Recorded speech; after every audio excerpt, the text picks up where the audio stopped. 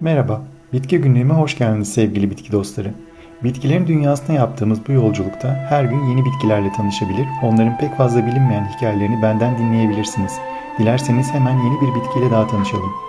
Ejder kanı ağacı ya da Latince adıyla Dracaena cinnamomum, kuşkonmazgiller yani Asparagaceae ailesinin bir üyesi olan Arap Yarımadası'na özgü şemsiye benzeri bir taç oluşturan ve kan kırmızısı bir reçineye sahip olan ilginç görünümlü bir ağaç türüdür. Ağacın adı Yunan mitolojisinde dişi ejder anlamına gelir. Ağaç tüm dünyada aynı isimle tanınmaktadır fakat ana vatanı olan Sokotra'da kardeş kanı anlamına gelen Arapça bir ismi vardır. Ejder kanı onu ilk defa görenler için adeta bilim kurgu filmlerinden çıkmış ve başka bir gezegene ait bir bitki türü gibi görünebilir. Kalın bir gövde üzerinde sıkı ve kubbe benzeri bir taç oluşturan ağacın kılıç benzeri yaprakları bulunur. Ayrıca ejder kanı ağacının Mart ayından itibaren oluşturduğu beyazımsı yeşil çiçekleri ve Eylül'de olgunlaşan 1 ile 3 arasında tohum oluşturan ve olgunlaştıkça turuncuya dönen meyveleri vardır. Ve tabi ağacın en meşhur özelliği de kabuğu delindiğinde akan koyu kırmızı reçinesidir. Ejderkan ağacı yavaş büyüyen ve kışın yaprak dökmeyen bir ağaçtır. Yüksek sıcaklık ve kuraklıklara son derece dayanıklıdır. Bulunduğu coğrafyada yarı kurak tropik altı bir iklime uyum sağlamıştır. Yetişkin bireyleri yaklaşık 10 metrelik bir boya ulaşabilir. Ağaç ilk kez Yemen'e bağlı takım adalar olan ve UNESCO Dünya Mirası olarak koruma altına alınan Sokotra'da 1882 yılında İskoç botanikçi Isaac Bailey Balfour tarafından keşfedilerek botanik literatürüne girmiştir. Kendine özgü bir floraya sahip olan Sokotra, ejder kanı gibi daha birçok ilginç ve başka hiçbir yerde göremeyeceğiniz bitki türüne de ev sahipliği yapar. Detaylandırmak gerekirse, Sokotra'da yetişen 825 bitki türünün 1/3'ünden fazlası endemiktir. Adayı ziyaret etmek de mümkündür fakat Yemen anakarasındaki İran destekli iç savaş nedeniyle bu sadece Birleşik Arap Emirlikleri üzerinden gerçekleştirilebilir. Ejderkan ağacı meyveleri ya da reçinesi ciddi bir besin değeri taşımamasına rağmen Sokotra florası için yaşamsal bir öneme sahiptir. Adada yaşayan bazı kuş ve memeli türleri ağacın karbonhidrat yüklü meyveleriyle beslenirler ve ağacın tohumlarını doğaya yaymasına yardımcı olurlar. Ağaç zehirli bir bitki olmadığından yerel halk da bazen bu meyveleri tüketebilir.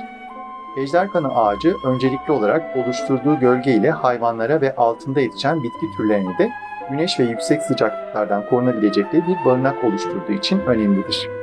Ejderkanı ağacının reçinesi de bazı böcek türlerinin temel besinidir. Bu reçine ayrıca antiseptik ve enfeksiyon önleyici etkileri nedeniyle tıbbi amaçlı olarak insanlar tarafından da iç ve dış organ yara tedavilerinde kullanılmaktadır. Adada yaşayan yerli halk bazen bu reçineyi su ya da şarap içerisine eriterek çeşitli ritüellerde kullanılan bir içecek de elde eder. Fakat bu çok yaygın bir kullanım şekli değildir. Ağacın antik çağlarda kullanılan ilk dudak boyası olması da ilginç bir bilgidir. Antik Mısırlılarda mumyalama işlemlerinde bu değerli reçineyi kullanmışlardır.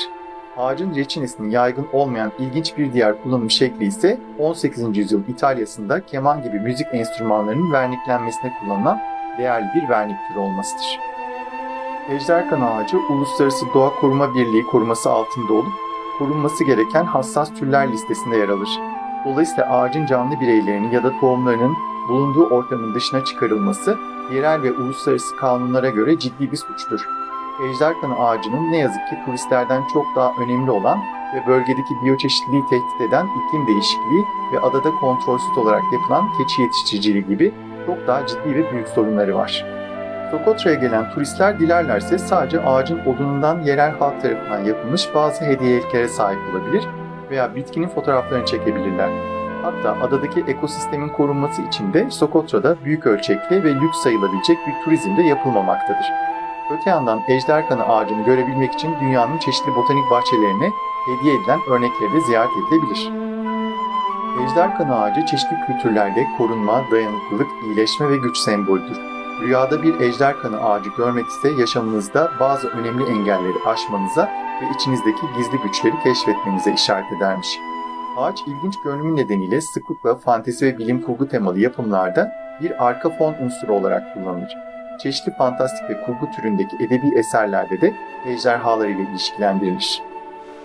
Oysa ağacın kendi ana vatanındaki efsanelerdeki rolü daha farklıdır. Yemen halk hikayelerinde ejderkanı ağacının birbiriyle ölümüne savaşan ve sonunda da birbirlerini öldüren iki kardeşin ortak mezarında yetiştiği anlatılır. Ağaç böylece öfke, kavga ve nefretin yıkıcılığını ve amaçsızlığını sonraki nesillere anlatan bir sembol haline gelmiştir. Bu arada ejderkanı ağacının Kanarya ve Azor adaları ile Fas'ın batısında yetişen ve ejderkanı adıyla bilinen Dracaena draco ile karıştırılmaması gerekir. Her iki ağaç da aynı ailedendir ve her ikisinde kırmızı renkli bir reçinesi vardır. Fakat görünüm olarak birbirlerinden ayrılırlar. Ayrıca Dracaena draco dünyanın sıcak iklimlerinde yer alan pek çok ülkesinde süs ağacı olarak yetiştirilir. Süs amaçlı yetiştirilen diğer Dracaena türleri arasında benim de yaklaşık 8 yıl kadar baktığım Dracaena marginata, bambu olmadığı halde bambu olarak satılan Dracaena sanderiana ve Dracaena'nın yakın akrabası olarak kabul edilen ve hepimizin kılıç bitkisi olarak bildiği Sansevieria türleri bulunur. Muhtemelen bitkilere meraklı olan herkesin evinde olan bitkilerdir bunlar. Fakat bu bitkilerinizden birinin ejderkanı gibi görkemli görünen ve ender bulunan bir ağaçla akraba olabileceği hiç aklınıza gelmiş miydi? İzlediğiniz için teşekkürler. Bitki günlüğümün daha fazla bitki severe ulaşabilmesi için abone olmayı ve beğendiğiniz videoları sevdiklerinizle paylaşmayı lütfen unutmayın. Bol çiçekli günler dilerim.